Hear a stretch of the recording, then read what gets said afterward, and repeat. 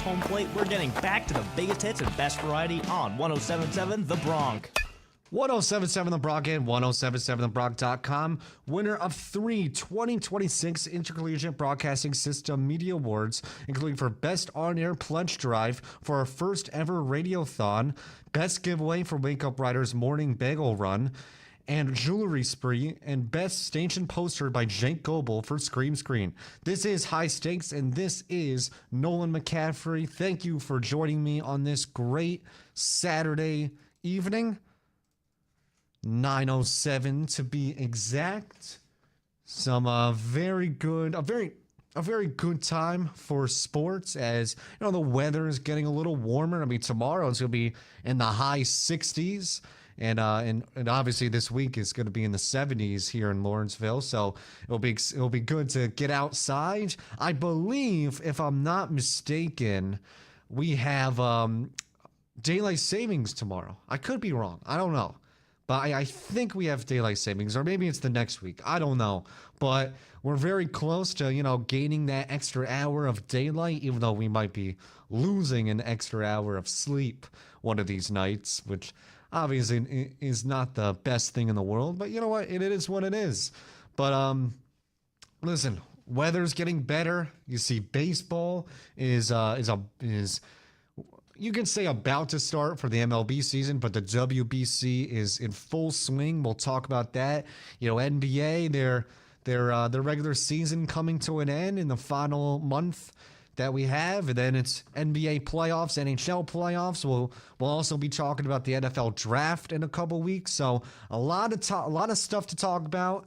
As this is always a very exciting time of the year, as we're kind of getting away from those brutal winter months, and we're getting into the springtime, and that obviously will lead to my favorite season of the year, which is summer. So very excited for all of the above. But first, let's talk. This show tonight is going to be a big baseball show. Listen, I might touch on the Knicks, as they got a very good win against the Nuggets, even though the Nuggets were on the second game of a back-to-back. But listen, the Knicks come out there and really destroy the Nuggets 142-103. And right now it's looking good for the Knicks. I still have some questions about their team, but you know what, though? If you're a Knicks fan, you got to be happy where they are in the Eastern Conference. Obviously, Jason Tatum returned for the Celtics last night, had a pretty nice game. And, listen, I think Celtics are going to be a team to be reckoned with. I mean, they won a championship a couple years ago.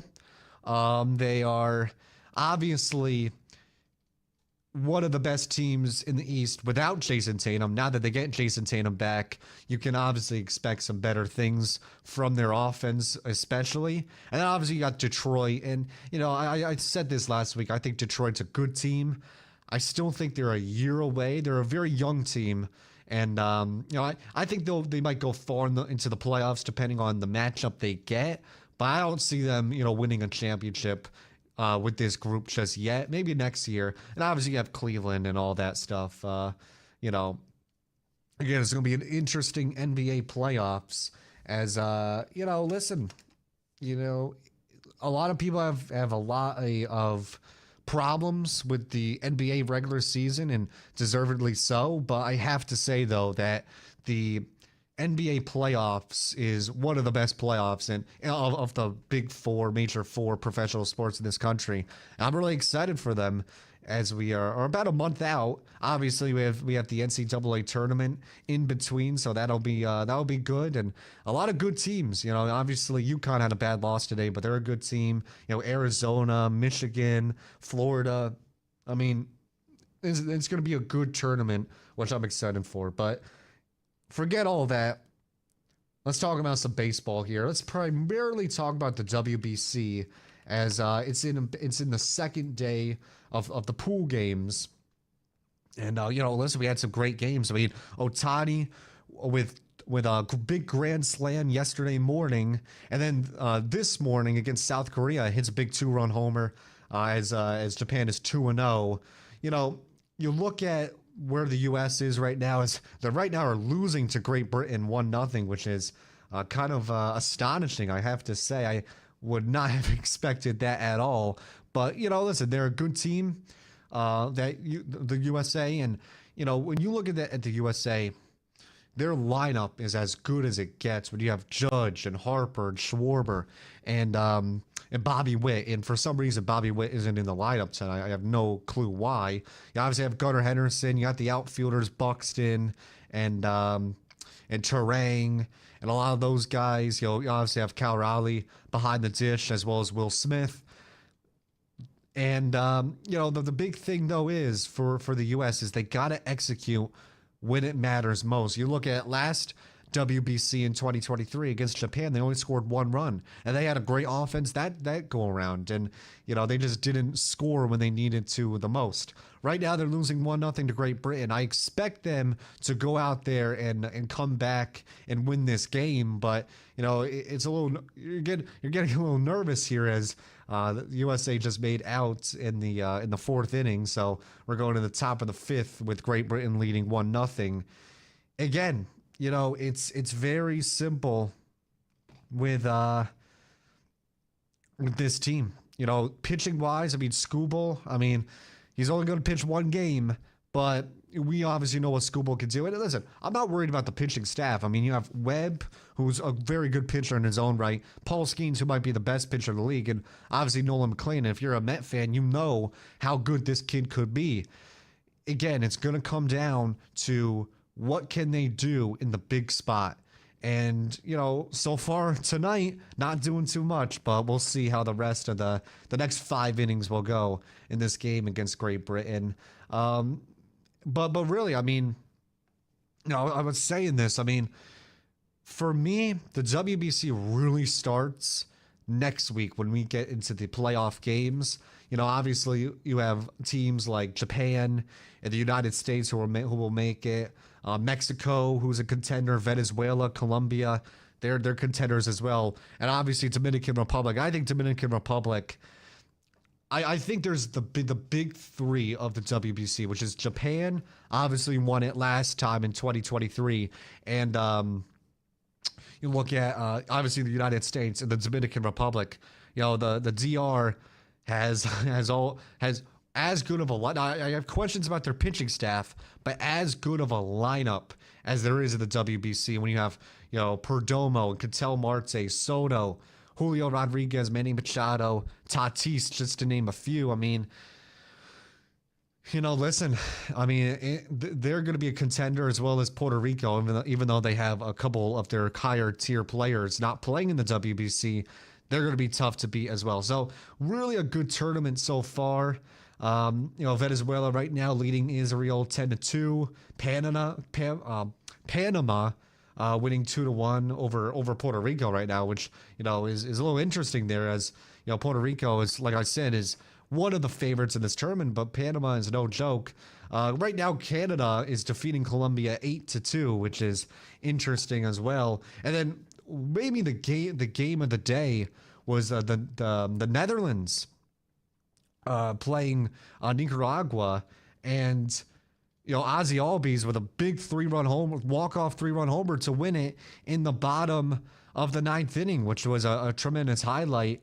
I don't know if I don't think the Netherlands have really a chance in this tournament, but it was cool to see. And obviously Italy defeating Brazil 8-0 earlier today. And also with Brazil, I was watching the game against the United States last night. Brazil has 2 17-year-olds pitching in the WBC. That's absolutely crazy to think about. One 17-year-old, I forgot his name. That's my fault. I should have wrote his name down. But getting Judge to ground out into a inning-ending double play with bases loaded, 1 out, I believe, in the 3rd inning.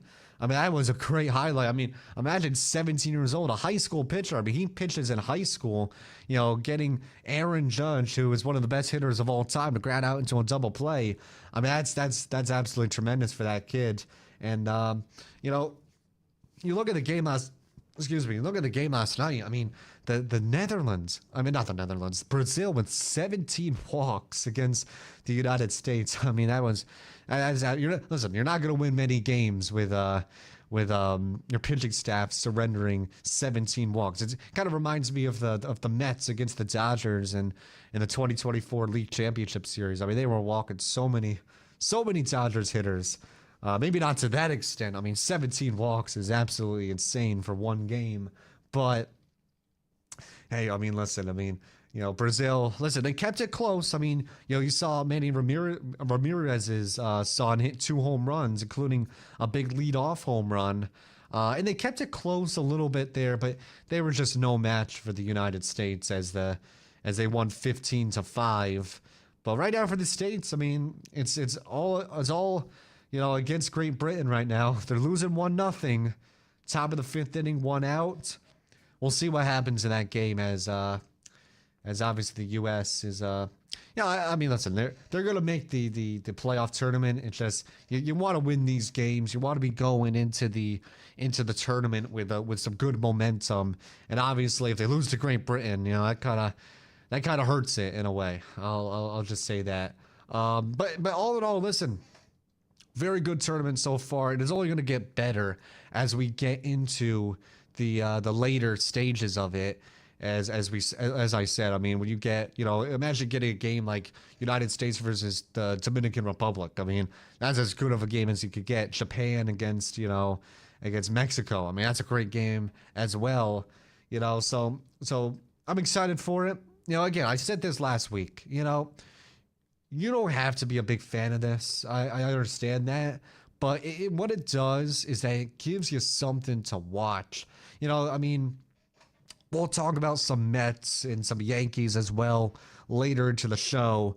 But really, I mean, with spring training, I just can't get too excited about that. I mean, it just is what it is. I mean, I like watching some of my younger players like AJ Ewing and Carson Bench for the Mets, see how they perform. But all in all, though, I mean, I'm not really excited to watch these spring training games. WBC, I mean, gets me talking about it. I mean, I have to say, it's just something to watch. It's something cool to see. And again, I mean, we'll see what happens in this tournament. But, if it's anything like last time's tournament in 2023, it's going to be pretty good, I have to say. So yeah, I mean, nothing really much to say. Like I said, I mean, we can dive more into it as we get into the later stages of the tournament, but so far so good. And it was a great promotional tool for baseball as well. I mean, I was looking at the crowds at Dominican Republic. They played a couple spring training games with the Tigers this week in the DR, and the atmosphere is tremendous. You look at in the Tokyo Dome in Japan, when Ohtani hits the home run, I mean, the atmosphere is amazing. And, Miami, I mean, let's be honest. I mean, the Marlins can't sell tickets, if their life depended on it, but in the WBC, you get sold out stadiums, and, it's a tremendous tool for baseball. And, you look at all these other sports. You look at, obviously, the World Cup in soccer, that is the ultimate of the international tournament. But you look at, what we just had with the Olympics in hockey, and the Four Nations tournament last year in hockey, and the WBC. And obviously, the NBA has the Olympics every 4 years in the summer. You see the NFL in 2028 is going to have players participate in the Olympics for flag football. And that will be a great promotional tool. You want to expand your audience to an international level, and playing, in an international tournament is only going to help that. It really is. And, the proof is in the pudding. I mean, you see the ratings for the Olympics, and I'm sure we haven't got the ratings yet, but I'm sure for the WBC on Fox, they'll be tremendous as well. And, listen, and the World Cup is ultimate. I mean, for the World Cup final, there's like 2 billion people that watch, which is absolutely insane. And, that's what these leagues want. I mean, they want to put themselves on the international level. I think it's like leagues like the NFL maybe go overboard on it at times, but, I don't fault them because they want to make money, and if they can grow their sport into across the ocean and into Europe and Asia and Africa and Australia and those continents, I mean that's only going to help the owners, the league, and obviously the players as well. So, but all in all, good tournament so far. I'm excited to see the obviously the next couple days as we get into the later stages of pool play, and then obviously next week the playoffs. We'll get the semifinals, and then the finals of the tournament.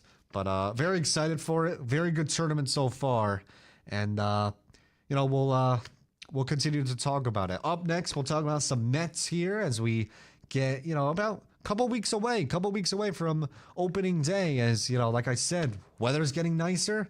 Start to get very excited about all these different things. Mark your calendars. 1077 The Bronx Excellent Egg Hunt is on its way. Join us on the Campus Mall on Tuesday, March 31st at 11 a.m. to experience the event the Bronx won Best Giveaway for at the 2025 IBS Media Awards. Don't forget, there are 10,000 eggs, 20,000 pieces of candy, and a chance to win so many cool prizes, including our biggest and most iconic prize, a 3 or 4 night Royal Caribbean cruise for 2 to the Bahamas provided by Josh Harry Travel. For more details, including a list of other activities and bites to eat, go to 1077thebronx.com/egg hunt. We'll be back with more high stakes after these underwriting announcements on the Princeton Review's 18th ranked Best College Radio Station, 1077 The Bronx. Beware of the invisible intruder, naturally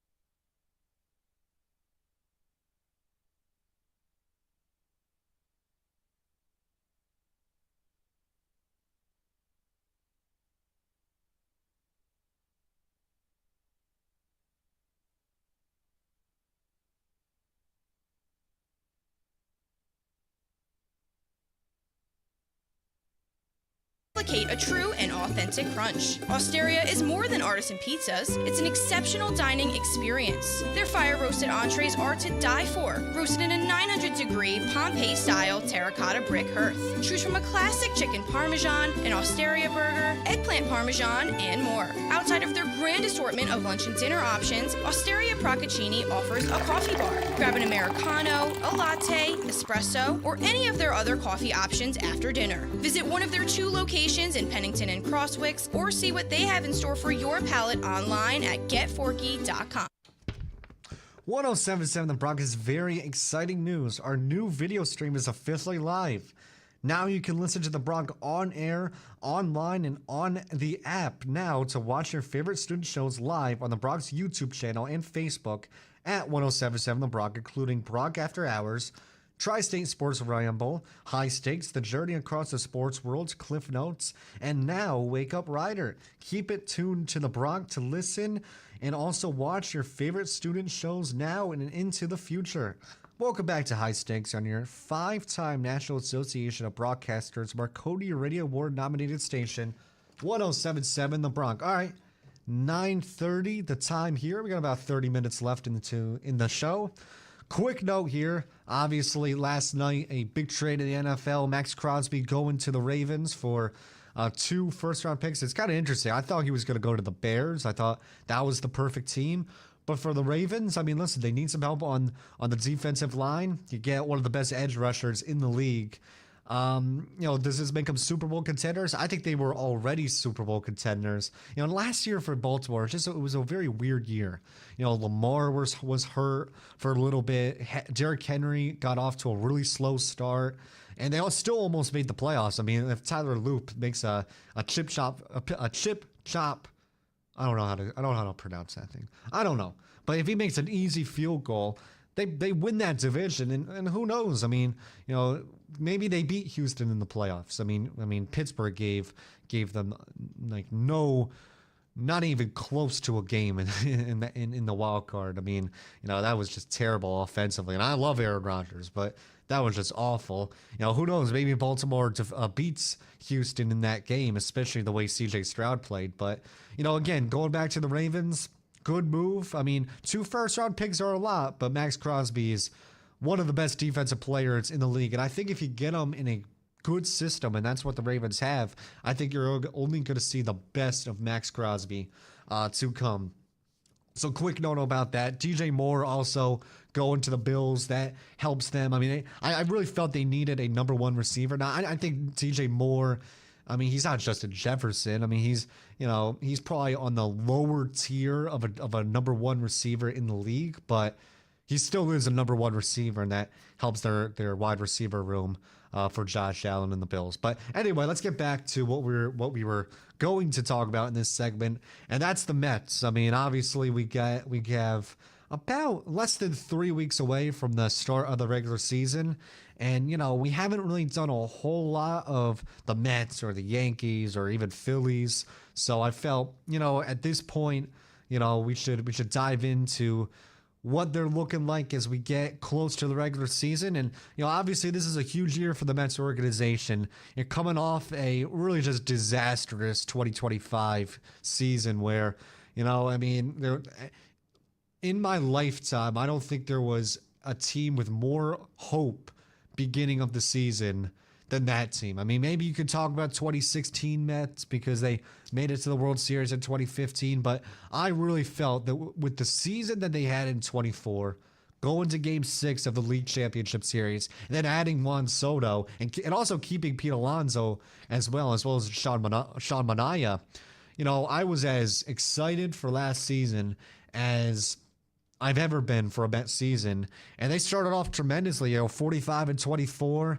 I vividly remember the David Peterson complete game shutout on June 13th. I remember it because that was the same exact day I got my driver's license, and that was as good of a day as I've ever had. I get my license in the morning. The Mets are on this crazy winning streak. Fast forward later that night, David Peterson pitches as good of a game as you could pitch. And, they're 45-24. At that point, they have like a 6-game division lead over the Phillies. And I'm like, oh, this summer is just going to keep getting better. Well, what's crazy about that was, they win the next game, but that might have been the downturn of the season, with Alonso, with a bad throw and, Senga getting injured. And, it was just crazy to think that the season was just spiraled after that. And, let's be honest here. The last weekend and really last month, 2 months of the season was embarrassing. They couldn't buy a win, when they really needed it against the Marlins. The Marlins do it to them again, just like they did in 2007 and 2008. They do it again in 2025. And the Mets, have as bad of a season as they've ever had. And, you look at 2023, that was incredibly disappointing. You come off a 101 win season, and I get Diaz went down, but you still had the likes of Alonso and Lindor, and they brought in Verlander, they had Scherzer, they had, they brought in Quintana and Senga that first year, and they had David Robertson was really good, and they just fell apart in 2023. But to me, 2025 was even worse. That's as bad of a season as I've ever experienced, and I think a lot of Met fans have ever experienced, and it better not be. 2026 cannot be like 2025 because, let's be honest, this is a huge year. This is a huge year for Carlos Mendoza. Let's be honest here. If they don't make the playoffs this year, I think there's a 90% certainty that Carlos Mendoza is not going to be the Met manager in 2027 if they don't make the playoffs in 2026. I like Mendoza, but some of his decisions late last year, left me scratching my head. And let's be honest here, when you have the second highest payroll in the league last year and you don't make the playoffs, it falls on your shoulder, as well as the next thing I'm going to talk about is that's David Stearns. Listen. He's a guy that has taken a lot of abuse from Met fans, and you could say deservedly so. Last year was a disaster. The trade deadline, and maybe it wasn't all his fault because who would have guessed that Ryan Helsley would turn into one of the better relievers in baseball, and then turn into maybe the worst reliever in baseball. But you look at his trade deadline, not good. His off season, not good. Did not address the starting pitching staff, and also you can also argue that he was too late in bringing up the kids like Nolan McLean and a Brandon Sproat. You waited too long. They brought him up, mid-August. You should have brought him up, beginning of July. You can make that argument. So he had a terrible 2025. And, obviously, off season, it's a very polarizing off season when it comes to David Stearns. You got rid of let's be honest, fan favorites in Nimmo, in Alonso. Now, Diaz is a little different because I think they wanted Diaz. I just think they messed it up. They messed up the negotiation. And I think Diaz also kind of wanted to go to the Dodgers. And that's fine. That's his right. But that was tough. And obviously with Alonso being gone, that's 40 home runs that you got to replace somehow. And Nimmo, even though I wasn't the biggest Nimmo fan, that's still 25 home runs and 90 ribbies that aren't in your lineup anymore. I like the Bichette signing. Bichette, what I like about Bichette, he's a little different than Alonso when it comes to his production offensively. He's not a guy that's going to hit, 40 home runs. If he plays a full season, he'll probably hit around 25 home runs. He'll hit for a higher average. He'll get a lot of extra base hits, a lot of doubles, couple triples. He's a hit machine.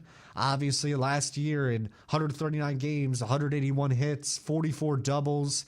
18 home runs, 94 RBIs, hitting 311, which obviously is the you would obviously take. The interesting thing about Bichette, though, is you look at 21, 22, 23, and 25 all-star caliber campaigns, led the league in hits multiple times, but then there's that one season sandwiched in between there in 2024 where he had a .3 WAR.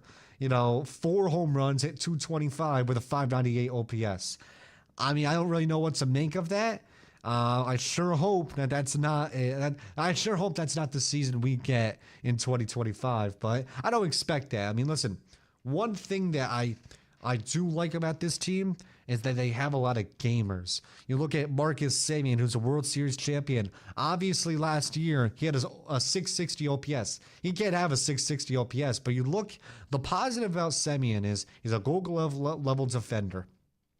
And he is, last year he had, even hitting, terribly offensively, he still had a 3 WAR in 2025.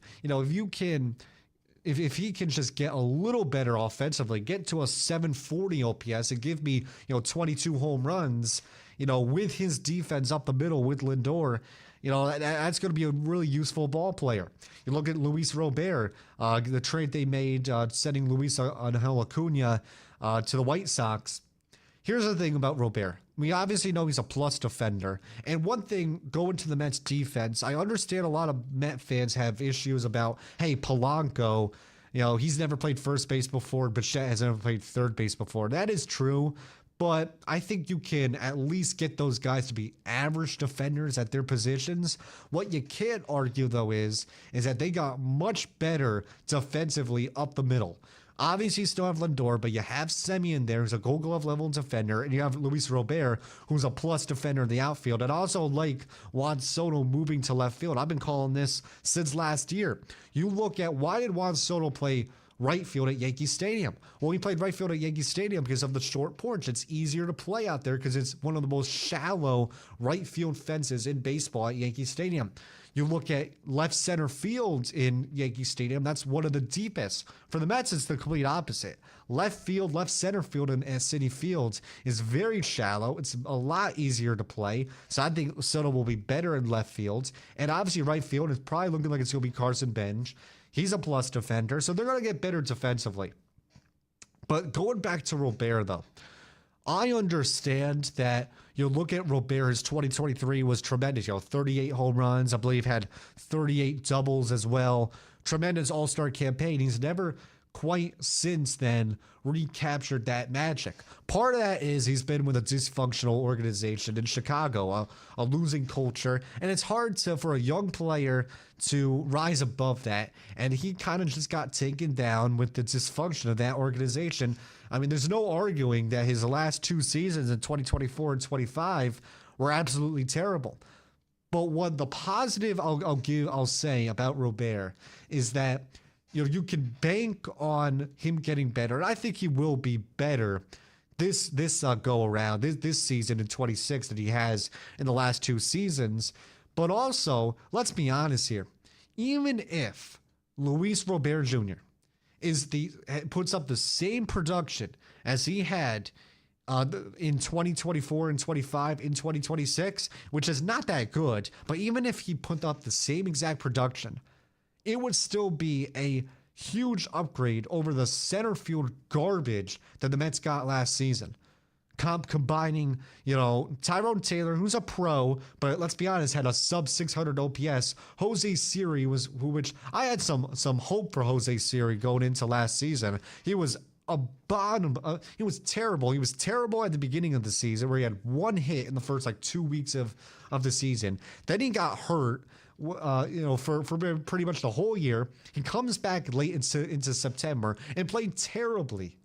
They brought in Cedric Mullins and he was awful. And it was so bad you had to have Jeff McNeil playing center field. So even if Robert isn't great, by accident he's going to be an upgrade over the garbage we got last season. And obviously pitching staff, listen, getting a guy like Freddie Peralta. He makes 30 starts this season. He's not a guy that maybe goes deep into games, but that could be because of the Brewers, and that's kind of their system. But he's a quality pitcher. Is he an ace? I mean, listen, I look at aces like a Paul Skeens, like a Yamamoto, Garrett Crochet. Is Freddie Peralta on that level? No, but he's on that next tier below, which is a very good pitcher. Obviously, Nolan McLean, I mentioned him when it came to the WBC last block. He's a very promising pitcher. I mean, listen, I know he only made 8 starts last season, but you look at his stuff and it correlates. It really does. And if you're a Met fan, you have to have a lot of hope for him. Jonah Tong, he'll probably start off in the minor leagues, which he should. He just wasn't ready. when he came up late last season. Christian Scott is the big X factor. Look at beginning of the season in 24. He had some good moments, but obviously he missed all of 2025. It'll be interesting to see what he comes back as. You look at, Clay Holmes, who had a really good season last year for the Mets, first year as a starter. So he's going to be a good pitcher for them. David Peterson is interesting. You look at David Peterson, I was one of his biggest fans going into, the All-Star break where he was a deserved All-Star, and he was the one guy that last season for most of the year gave us length, going deep into games with our starters. Obviously the last month and a half, he was terrible. There's no getting around that. But I think some of that could have been he reached an innings kind of limit where he crashed down. I still have hope for him. Listen, I think there's some good things with him, and I'm not losing hope on him just yet. And Sean Manaea's another guy. I mean, I think Sean is, you look at Sean last year. He got hurt out of spring training. He came back right before the All-Star break, and he just wasn't good. I mean, there's no getting around that. But what I tell a lot of people is I think he could be much better this upcoming season when he gets a full spring training and going into the season healthy. Just look at the New York area the last couple years. Look at Carlos Rodon in his first season with the Yankees. He got hurt out of spring training. He comes back middle of the year and he was terrible. I mean, everybody remembers in Anaheim when he blew the kiss to the fans after a bad outing. Now listen, maybe Yankee fans don't trust him in the big spot since then, but you look at the 2 seasons after 2023, he's been a very good pitcher. You look at Carlos Carrasco, a guy in 2021, he got hurt out of spring training. He comes back middle of the year in 2021. He was terrible. Then you look at 2022 when he had a full spring training, and I'm not saying he was amazing, but he was a quality starting pitcher. You look at Luis Gil. Luis Gil was the rookie of the year in 2024. He comes into 2025, gets hurt in spring training, comes back middle of the year, never really gets it going. You look at Jacob deGrom in 2022. Listen, he gets hurt out of spring training, comes back middle of the year, and he's still good. But Jacob deGrom in 2022, that kind of not even half a season that he pitched to a 3.08 ERA, which obviously for a normal pitcher, that's really good. But for Jacob deGrom, especially at that point, that's like, oh my goodness, he had a 3.08 ERA. So what my point is that it's hard to judge certain pitchers on the season that they have when they get hurt out of spring training. I think if Manaea stays healthy, and knock on wood, he stays healthy throughout the whole spring training, comes into the season healthy, I think you're going to see a very good Sean Manaea. Maybe not to the level of 2024 where he was absolutely tremendous, especially in the second half of the season, but I think you could get a quality season out of Manaea. And obviously, finally, Devin Williams in the bullpen. I like that they keep Rayleigh. You're going to get AJ Minter back. You got Luke Weaver, which I'm okay with. Williams, listen, I know he was with the Yankees last year, but he is going into this season a spot where it's going to be the most pressure of his career on him. He's replacing Edwin Diaz. And my biggest fear is opening day, Mets leading 3-1 in the 9th inning, and Devin Williams comes in and gives up a 3-run home run, and the Mets lose the game.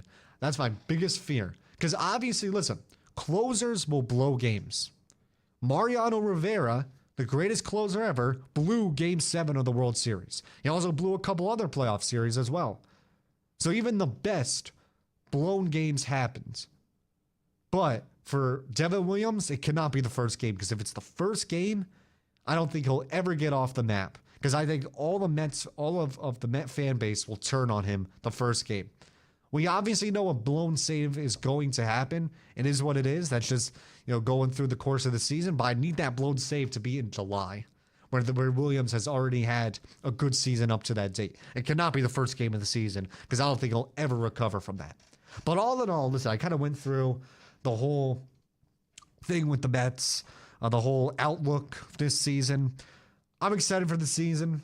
As we get closer, I'll kind of break down the win totals where I see and certain statistics for players on the team and all that stuff. But, the big keys for the Mets this year is they got to stay healthy. Their pitching has to stay healthy. They got to perform. And obviously, offensively, I think they're going to have a good offense. Will have less home runs than they did last season. But I think what might have they're going to be better, I believe, late in games. That was a huge problem for them last year, where they tie game down by one, going into the 8th and 9th innings. They could never win those games. I think with veteran players, gamers, like I said, with Bichette and Semien and Polanco, I think that's going to help. That's going to change, and it's going to be an interesting season for the Mets. Again, this is as big of a season in their history. They got to come out here and have a good year because, let's be honest, if they don't make the playoffs this year, Carlos Mendoza's gone. I don't know about David Stearns, but he's definitely on the hot seat. And let's be honest, I mean, the fan base is already kind of down after what happened last year. They missed the playoffs again. I mean, times that by 100. They have to make that is in this format where there's 6 teams that make the playoffs in the National League. That is the bare minimum that they got to make the playoffs. I mean, the fact that they lost last year out to the Reds were not even that good of a team. It's not like the Reds got crazy hot and the Mets couldn't keep up. The Reds, the last 40 games of the regular season, literally had a losing record. I mean, they backed into the playoffs. They didn't even deserve to be on the same field as the Dodgers. And the Mets lost out to the Cincinnati Reds. That's embarrassing. So this is a big year for the Mets. They got to come out here and perform. Will that happen? We'll see what happens. I mean, again, it's hard for me, even if they get off to a good start, it's hard for me to get all too excited because, I mean, last year they were 45-24, the best team in baseball. And then that June 13th game against Tampa Bay happened, and it was all downhill after that. It's going to take me a couple years to get that season out of my system. I mean, I don't even know what to say about that. But, yeah, so when we come back, we'll talk a little bit about some Yankees, and then we'll end out the show.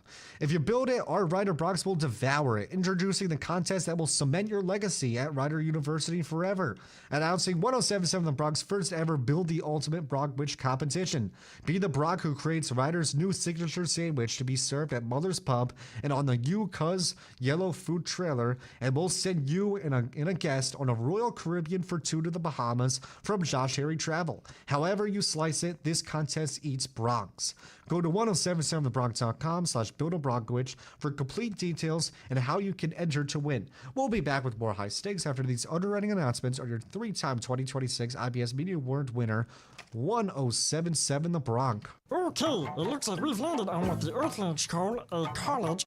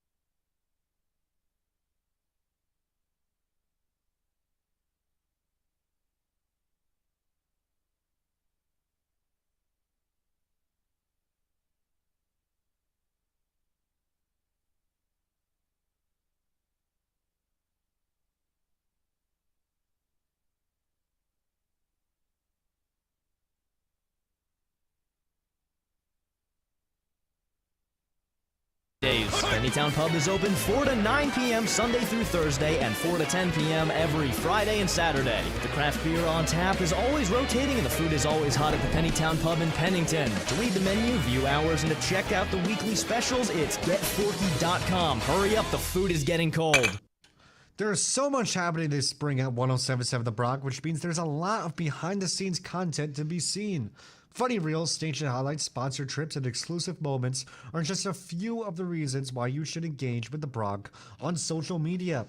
Keep up with The Bronx. Follow us on Instagram and Threads at 1077 The Bronx and TikTok at 1077 The Bronx WRRC, and even on Facebook at 1077 The Bronx to see what we're up to on and off the air. Welcome back to High Stakes. You're a 5-time NAB Marconi Award nominated for college radio station 1077 The Bronx. All right, I did say we were going to talk about the Yankees, but we got like a minute and a half left, so we're not really going to dive into that. We'll do that in a show in the next couple weeks. Quick note here: USA scores 5 runs. They're leading 5-1 over Great Britain. Kyle Schwarber hit an absolute laser out of what's the name of the ballpark in Houston? Is it Minute Maid Park? I don't know. It might be. I don't know. We'll see. I'll look that up. But anyway, listen. Like I said, I thought the USA was going to win this game pretty easily, and right now they're leading 5-1 in the bottom of the 6th inning, barring a drastic comeback from Great Britain. It's looking like the USA is going to be 2-0 in the first 2 pool games of the WBC. Quick note here, I guess you could say some housekeeping. I won't be on the air for the next 2 weeks because it'll be spring break.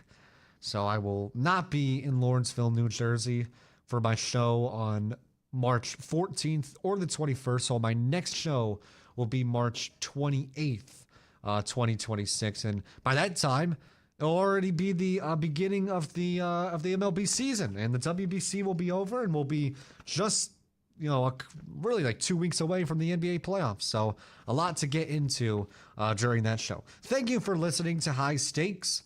We'll be back again on Saturday, March 28th, 9 to 10 p.m. as always. Stay tuned for more of the biggest hits and best variety on the Princeton Review's 18th ranked best college radio station, 3-time 2026 IBS Media Award winner, and 5-time NAB Marconi Radio Award nominee for College Radio Station of the Year, 1077 The Bronx and 1077thebronx.com. 1077 The Bronx, WRRC-FM, Lawrenceville, New Jersey.